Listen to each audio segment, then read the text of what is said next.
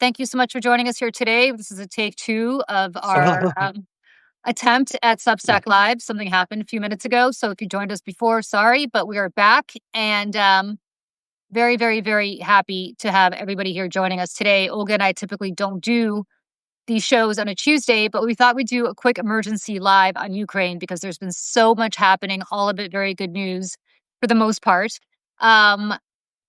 Even before we scheduled this live, Olga, we had some news, or after we scheduled this live, we had some news this morning that came across that the Ukrainians hit the bridge that Mhm. connects Russia to Crimea, which are two different places, despite what Vladimir Putin wants us to believe, and did not destroy it, but certainly damaged it again. But let's back up to what happened a few days ago with this incredible plot to take out Russian missiles and Russian rockets bombers that were delivering, I should say bombers that were delivering just untold devastation to Ukraine. This reminded me a bit of what the Israelis did with those Hamas pagers. But this was the Ukrainians doing this to the Russians. Why don't you tell people a little bit about what happened and then we could talk about it? Yeah, I mean, this just shows you the ingenuity of Ukrainians because, the problem is, just before I get into it, Ukraine would have been carrying out these operations like we saw over the weekend, but the United States and Europe have been holding them back. They were always worried about this nonsense of escalation management, and Putin might be pissed, and what is he going to do?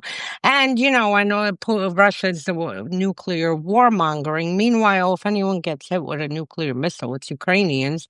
And they absolutely are still, we need to carry out these operations to do what we need to do to win this war. And they've been held back, and out of respect for US and Europe, they haven't carried out, operations that might panic the West. And here now that basically they, are basically put in this position where the US has abandoned them. Europe is scrambling to do whatever they can. This operation that they've been planning, because there are several operations planned, we're going to see much, much more, I'm sure. They were like, okay, let's execute it. So the operation itself was genius. I mean, they, separately moved in drones into Russia, across all of Russia. I mean, literally towards parts of Russia near China. um, and then they separately moved in wooden sheds, and then had everything put together, there, and put the drones into the roofs of the wooden sheds, attached mechanical doors, and then, once they press the button, the doors open, and that's it. The sheds were loaded onto trucks, and then from there you see, as soon as the trucks, which, by the way, were Russian truck drivers, who didn't know what was happening. Once the trucks were near, the targets, then the drones came out and were in the proximity to go and start destroying these strategic bombers. Now, Russia doesn't have that many strategic bombers, nor do we. They have around approximately 90, I would say. And Ukraine probably took out about 35 to 40% of their bombers, which is extremely important, not just for Ukraine, but frankly, all of us. Um, and that's it. The favorite part of the operation was that it was planned in an office right next door to FSB, which is Russia's security services. The fact that they sat and planned this operation there, right under their nose, I mean, just makes it even, Talk a bit about that. Why? I why? mean, Because why wouldn't it be planned in Kiev? Why would it be planned, in Moscow under the nose of the FSB?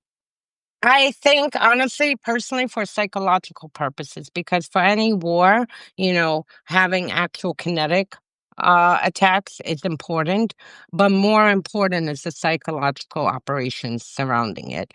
And the fact, you know, and I've said this, I've talked to officials here for years that, we can capitalize on one, the Russians know Americans and Westerners inside out. we can capitalize on their vulnerability, which is paranoia. And the paranoia is embedded like generations. I mean, it's in the DNA of any Russian because of just, generations and generations of what's As a happened. Russian, I could probably speak to that. But yeah, yes, It's embedded in the DNA. And right. I mean, and it's something, it's a very powerful Not vulnerability. undeserved, not undeserved. Countries have come for the Russians throughout their history. Yeah. But but to be clear, they have come for many more than have come for them. But yes. But And also not that's how that. they justify it. That's how they justify it, by the way, because everybody comes for us, we better be aggressive and come for them first. In and of itself, that is an incredibly antiquated way of thinking, but go on. But also, I think it's more so just from having the brutality of the regimes that have always been in the people, because you've always had, I mean, since again, the day of Tsars and Okhrana, you've always had informants within your family, your colleagues, monitoring the state, making sure you don't dissent, you don't question anything. So I think it's also more to do with that. My mom is the Russian one, and I can tell you, I mean, the paranoia all her life just never disappeared because of what happened with KGB when she was inside. And I mean, and they play such horrific games using your family against you, taking the biggest joy of your life. Hers was getting a job at a university bookstore, only to have KGB show up 30 minutes later, drag her out and take her to the local office, and that's it. And it's like crushed her and broke her. Like, here I have my first Um, job, and they like just put a sledgehammer against you. So I mean, it's also, I think, more so with that. But the psychological operations here, you have a country, now Russia really won for the economic purposes. This was done inside of Russia because now Russia is going to be checking every single truck for drones, and this is gonna slow down a lot considering that everything is transported across Russia by truck. Yeah, and I wanna just I don't know if anybody else has raised this as an issue, but I just say this as somebody who obviously was born in Russia and kind of knows the history. These little wooden sheds, these little wooden huts in Russian, it just occurred to me as you were speaking. There's a Russian word for it. They're called izbushki. And they are so ingrained in the Russian mythology, including Russian fairy tales. Baba Yaga, who's this Russian fairy tale figure, um, was lived in a little izbushka, a little wooden hut on chicken legs, and it's every Russian child kind of. You probably know this too, Olga, from your parents reading this to you, but every Russian child knows this. If you go into the Russian countryside, there's little izbushkis everywhere, and to have that kind of historic, cultural thing that has been so ingrained in the Russian psyche. It's something uniquely Russian, well, maybe Scandinavian too, but I don't know enough about Scandinavia, but it's certainly very Russian. To have suddenly something that's such a cultural touchstone for Russians all across the country, no matter who you are, you've read these fairy tales, you've been to the countryside, you've seen them, they're everywhere, they're old, they've been around for hundreds of years. To have the roof of that now open up and have a Ukrainian drone come out of it and destroy 35 to 40% of your bombers doesn't just destroy the bombers, it destroys something in the Russian psyche that, as you said, makes you beyond paranoid. I'm trying to think of an analogy with the United States, but I guess it would be like if apple pies opened up right now and drones flew out of them and started bombing you on the 4th of July. It's just such a Hot dog. cultural touch. It's just such a cultural touchstone. Um, that it's just. I saw this and I was thinking, I'm like, what is it about these little wooden huts that kind of it's not getting to me? And as you were speaking, I was like, there you go. That's There what you it is. go. That's what it is. I don't know if Ukrainians meant it. I don't know if they were planning on that kind of deep psychological kind of trauma for the Russians.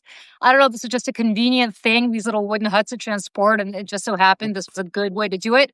But kudos to whoever planned this, because in addition to getting the job done, you also really, I mean, God, talking about the mythology of the country that's kind of really bound up in a lot of these little izbushkas, these little wooden huts.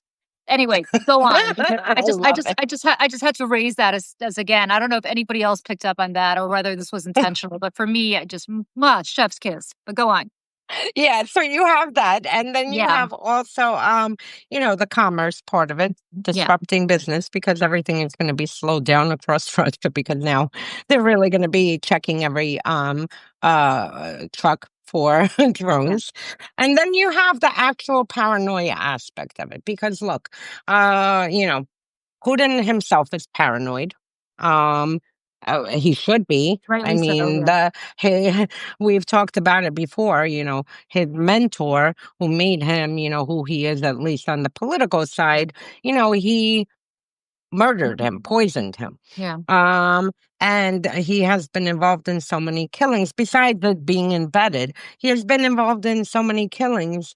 And when you are like that, you develop a mafia mentality where you are paranoid. If you are capable of this, anyone is capable, at least subconsciously, and you don't know when your turn is next. I mean, it's a main thing of dictators.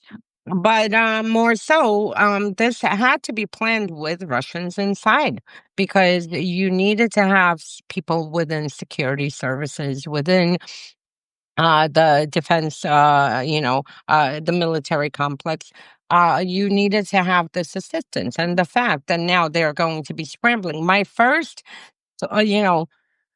reaction when I saw what happened was just celebrating. I mean, I went on yeah. to Twitter so excited and I was like, this is one of the most beautiful days and whatever. My second reaction is I wonder how many security and defense officials are going to basically either be poisoned, Fall out of a jailed, window. or Yeah, fall out a window. I actually used a GIF of yeah, someone falling out a window because, I mean, this is again a very serious thing, and this is working on this because they don't know who to trust. You know, inside the Russia doesn't know who to trust inside their apparatus. And, you have had the situation because just as Russia has embedded their agents across Ukraine and Ukrainian security services and frankly across the whole government structure, you have it vice versa.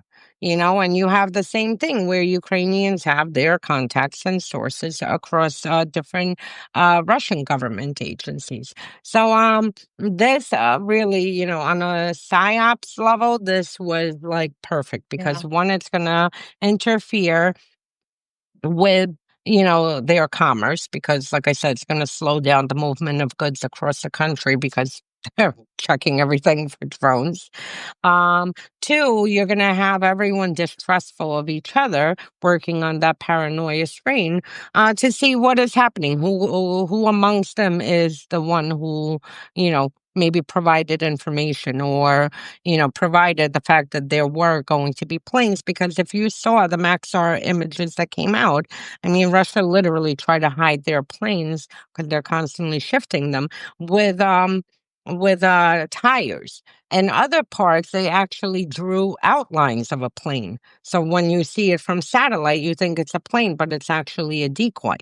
Um, so the fact that Ukrainians knew that there were actual planes at that time tells you that there were people inside yeah. Russia who were providing them this information that right now this is how many planes are at this base and whatnot. So I mean, amazing operation. Hopefully, we're going to see many more. And the fact Ukrainians put it out, I'll just wrap up. They put out all the drone footage and videos. Again, it's just to show because this is a big, big, big humiliation for Russia and Well, Trump. it's one thing. We'll get to Trump in a second. I want to apologize to people. There's a lot going on in my house right now. We were not planning on doing this today, so that's the noise. I'm sorry. Um, I'm gonna just say one thing. They didn't just do this on the border. They didn't do this just within a 100-kilometer radius. They went as far east as uh, eastern Siberia. Effectively, they went further than if you're sitting on the east coast of the United States and you wanted to hit London. They went further than that, about 3,800 miles, which is astounding. psychologically, I think what this also says to people in places like Moscow and St. Petersburg, for whom this war really hasn't hit home. Because what Putin has done smartly, I think, for his own survival, is he has conscripted people from the little villages, um, convicts, people from places like Eastern Siberia, but he hasn't gone after, for the most part, people in Moscow and St. Petersburg, where, from my understanding, is life just is going on the way it was going on before, and whatever.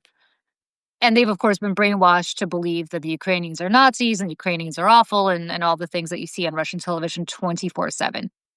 What I think, if anybody has heard about this in Moscow and St. Petersburg, what this says, and what would scare me if this were happening as I sit here in New York, as you sit here in New York, if this were happening on Hawaii, right, which is further, obviously, than New York is from, it's pretty far, much further than Siberia is from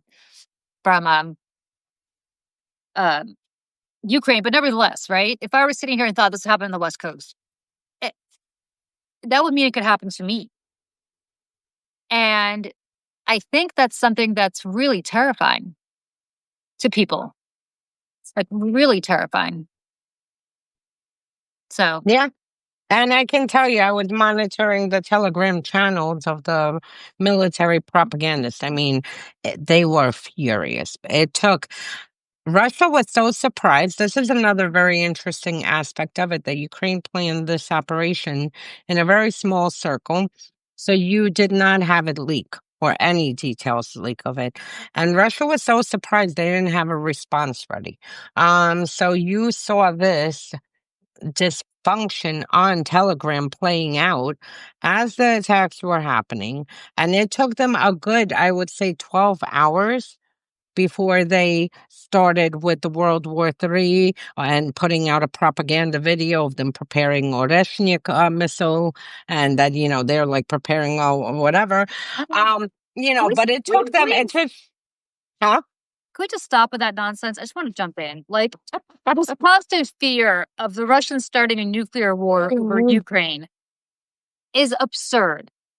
It's absurd. And I understand that they think now that Trump's in the White House, if they have a nuclear, they nuke somebody in Ukraine, the United States is not going to do anything about it.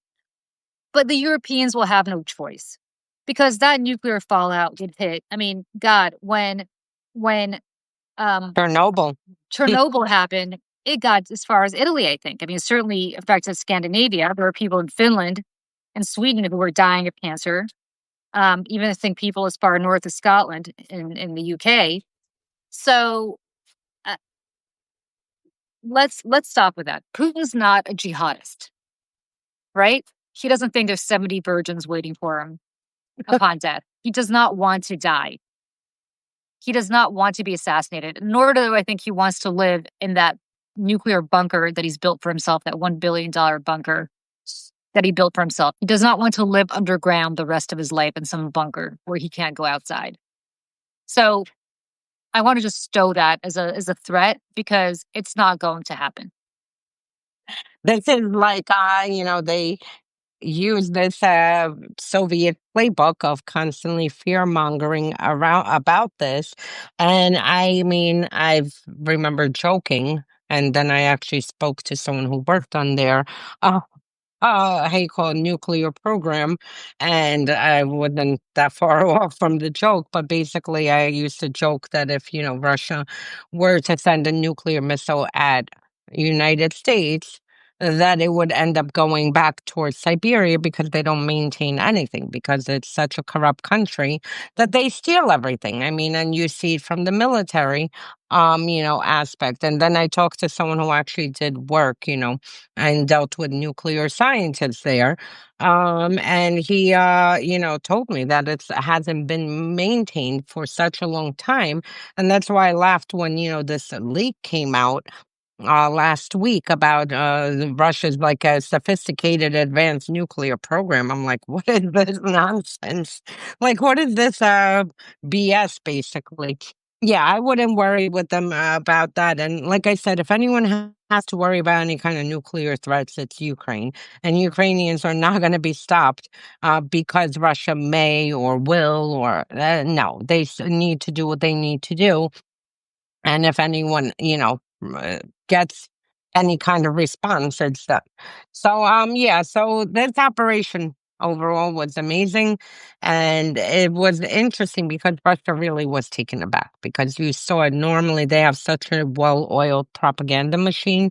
And the fact that it took them like close to 12 hours to finally formulate something, you know, some kind of propaganda and disinformation shows how surprised they were. And then you started seeing it kind of again very coordinated. You saw the Western shields from think tanks and academics, who came out with their, you know, Russian BS that we should have never allowed this to happen, and how could Ukrainians do this? And then you had the Russian trolls, bots, and influencers and Western influencers, fear mongering with World War III and whatever. But it took them time to get to that, you know, disinformation response. So it shows you that they really were sitting, which frankly was very similar to what happened with Progozhin, because, when it took also about half a day before they started having like a solid like information warfare package on what was happening, because everyone was kind of shocked and just in the motion of things. They didn't receive clear talking points from the Kremlin, so the media was all over the place. Each channel was doing their own thing, and so were the military propagandists on Telegram, and you just saw this disjointed, information being spewed out, not coordinated. Yeah. I think we're going to save most of this chat for our Pax Americana on Thursday. We just wanted to get people here to talk about this breaking news. The one thing I will leave you with, and Olga, if you have any more thoughts to leave people with, of course, jump in, is do you remember when Donald Trump told uh, Vladimir Zelensky that he had no cards? I will just leave it at that. That he had no cards to play. The Russians had all the cards, and Zelensky had none. Um, I don't know how this war is going to end. I don't know ultimately what is going to happen because I want to be realistic. Russia is exponentially bigger, has more people to send into the meat grinder than the Ukrainians do. And that's how Russians typically tend to be successful militarily. It is a Pyrrhic victory every time. They just have manpower to do it. So I'm not suggesting whatsoever that this is going to be a war that's going to end tomorrow with Ukraine prevailing and Russia overthrown, or Putin, I should say, overthrown. But I do want to say this. I don't know how it's going to end, but when the history books of this conflict are written, and if we still have history books that are written impartially, and that's a big if, what the Ukrainians, little Ukraine, has been able to accomplish, it's not so little, obviously, it's the biggest country in Europe after Russia, but nevertheless, what little Ukraine compared to Russia has been able to accomplish um, is so heroic that I don't care if you don't follow this closely, if you don't really understand what's at stake here. I know that most people who watch our show and who are joining us right now certainly do. But I truly believe this is just something in the history books that's very, very, very atypical. I mean, there's a level of valor here that's just, it's got to be recognized and it's got to be appreciated because this was a country that was supposed to be, I mean, they thought they'd be in Kiev in 3 days. Yeah. So that's my parting thought. I don't know if you have anything else to add. My parting thought is that, the world underestimated Ukrainians. Ukrainians have lived under Russian occupation. They don't want to go back there. And if it means having babushka throwing Molotov cocktails, or, fighting with brooms, or shooting down, you know, drones, incoming drones with, a gun, uh, you know, Ukrainians will do everything, and the thing is that they have the ingenuity and the will, because the Russians don't have the will. I mean, the people that you briefly mentioned, that they've been taking people from other regions. And I frankly wrote an article a few years ago that not only is Russia committing genocide in Ukraine, they're also ethnically cleansing uh, uh, territories in their own country by sending people from Dagestan and all the outer regions for this fight. But with Ukrainians, they don't want to be under occupation. They will do everything. And frankly, you know, the question is not going to be whether NATO should accept Ukraine. The question is going to be, should Ukraine accept all of Europe? Because I don't think Europeans have this ingenuity to fight like this or the experience. And the last thing I'll say, I laughed because after this successful attack, there was, I believe, either Wall Street Journal or New York Times article that now the U.S. military is actually looking at what happened and they want to speed up their drone program to catch up with Ukraine. That's it. That's an excellent point, and I'm going to speak on that. I think in a Substack column soon. But nobody, including the United States, has fought in modern warfare, has real practical on the ground fighting in Nope. modern warfare the way that Ukraine has. We pulled out of Afghanistan about 4 years ago. A lot has changed technologically with respect to AI, with respect to drones, with respect to things that we probably aren't even aware of in the last 4 years. And the Ukrainians have had on the ground abilities in ways that the rest of NATO certainly doesn't, Yeah. because most of NATO long ago there were people fighting alongside us in Afghanistan, certainly, but not in a level that the Ukrainians have been fighting the Russians. And so it's interesting because who's the sclerotic organization now? Is it NATO or is it? Or I would think they'd want Ukraine in there. They actually know how to fight a war against Russia, which is what NATO was designed to do, and still is designed to do. Because the Europeans are preparing for war right now. They're preparing for a war with Russia, and the only country that is on the European continent that has had real life experience successfully fighting Russia is Ukraine. So if I were NATO, I'd think twice about that. All right. And North Korea.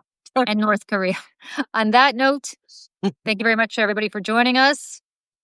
Save Ukraine. We will see you at 1 p.m. Eastern. Right? Yes, 11 a.m. I'm 11. sorry. I'm confusing all my 11 times here. I am on very tired. Thursday. Yeah, losing all my track of all my shows here. At 11 a.m. Eastern on Thursday for another episode of Pax Americana. As a programmatic note, I'll announce again on Thursday. I'm out of the country next week, so I will not be here next week to do the show. If they allow me back in the country, we'll go down through the week after that. But in the meantime, please join us. If not, we're gonna have a whole countrywide movement. Thank you. If not, free Julie. Yeah, if not, see what you can do with immigration and customs. But nevertheless, I'll see you Oh guys. no, we'll cause them some good trouble. Yeah. Thank you. And thanks so much, Olga. And we will see everybody on Thursday at 11. Thursday. Bye. Bye. Bye.